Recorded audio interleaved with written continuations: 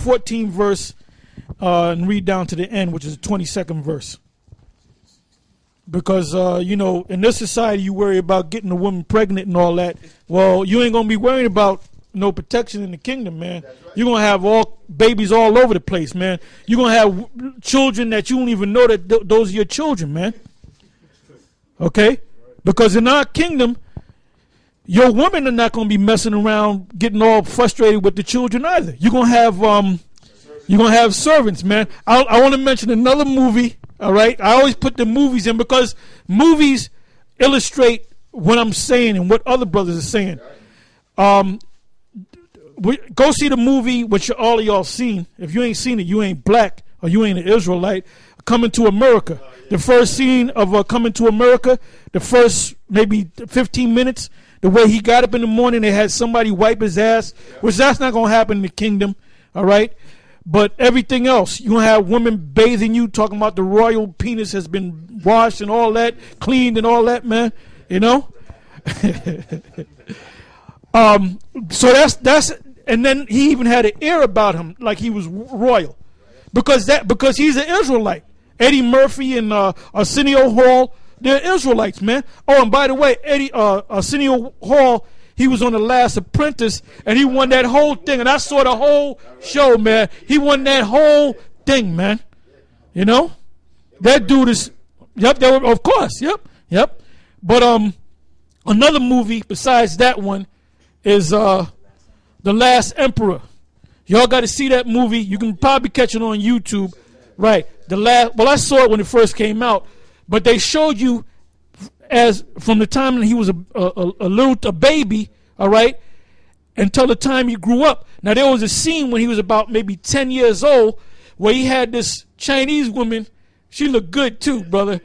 You know, and anytime he wanted to suck on the titty, you know, he'd give her that look, and then she'll pull that titty out, and then he'll just go to sucking on it at the age of 10 or 11.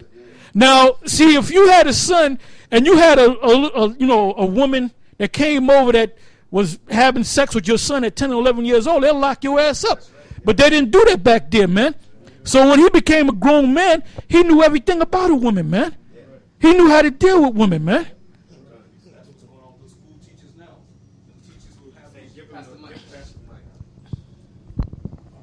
And that's what's going on with these school teachers now. These older teachers, 22, 23 years old, having sex with these young boys, 13, 14 years old. Now they're getting locked up and thrown in prison. But that's human nature. That's human nature. But see, in our kingdom, my first son, my second son, my 2000 son, when he hits a certain age, he gonna understand women. He gonna have a little woman that he's gonna play with, man. A woman about 20 years old that fully developed, and that's her job, man. When train him, The comedian John Leguizamo, he has said that his father took him out to get a prostitute when he was like 12. Well, that's big among the tribes. That's big among the tribes, man. Well, the Latin tribes. That's big among the Latin tribes. My wife is Zebulon, and her brother, his dad took him out. Took him to a whorehouse. How old was he? He was like 14. Yeah, that's big among. Yeah, if we had the inside information, we treat these guys. But yeah, them Latins. See them Latin women, man. This is changing the subject. Ain't nobody want to deal with no black women, man. Even the brothers that are with black women, they really don't want to be with the black woman. All right, they settle for the black woman. They settle for the black woman. Because well,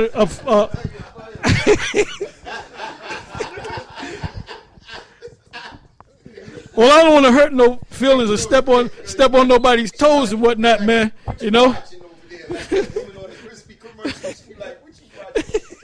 Oh yeah, that there, yeah. But you know what? Yep. Hey, but you know what, man?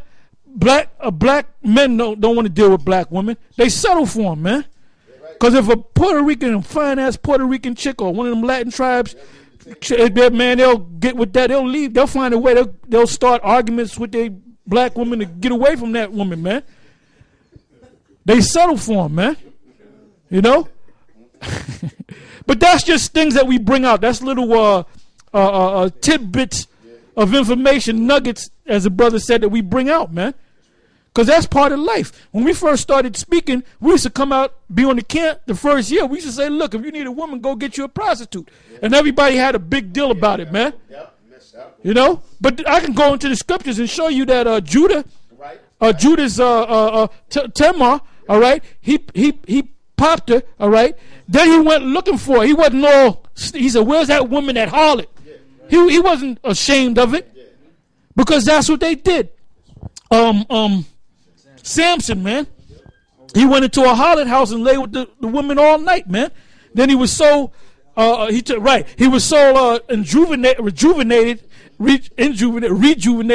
that he went and took the city gates and put it on his back. All right, and he was with the women all night, man. They wasn't playing Parcheesi, man. They were, getting it in, as they say, But go ahead, Hosea. Yep, the Most High told Hosea to get a prostitute, man. And back then, you would give the harlot, you would give a certain amount of silver, right? And you would say, basically, that's a renter wife, because what she did. And if you have experience dealing with prostitutes out there, I don't know how many of you have, but a lot of them will tell you, well, look, you by yourself, Poppy, I stay for about 3 weeks and I'll cook for you. I know how to cook, and I'll rub your back and I'll iron your clothes. I'll clean the house for you. And then the main thing, you gotta clean other things. So you clean out your colon if you need it, baby. Yep. They got jobs, they just want to get laid. Yep. Y'all don't want no ties. Yep. Keep that right what you got between your legs for me. Yep. And I don't care what you do over there or who you get over there. I don't want to know about it because I got told that. As long as that right there, I'm getting some. Yeah, but that's reality, man. That's all a part of reality, and that's going to be a everyday thing in the kingdom.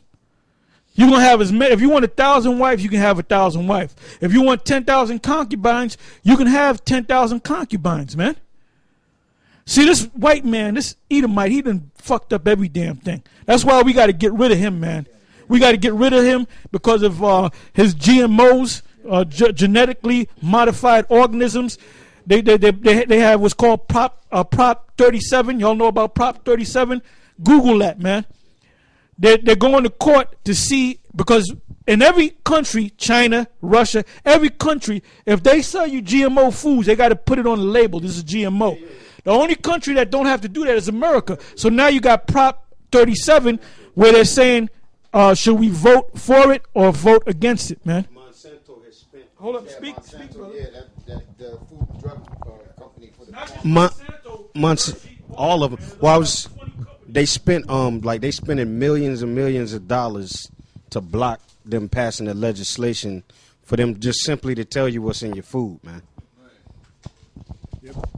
And remember, GMO is an acronym for genetically modified organisms. Genetically and made in a laboratory, modified, changed organisms, living creatures that's going to go in your system, man. And the corn, you got to stay away from corn, because they said no matter where you go to get corn in this country, 80% of corn is GMO corn. And even Whole Foods, they claim that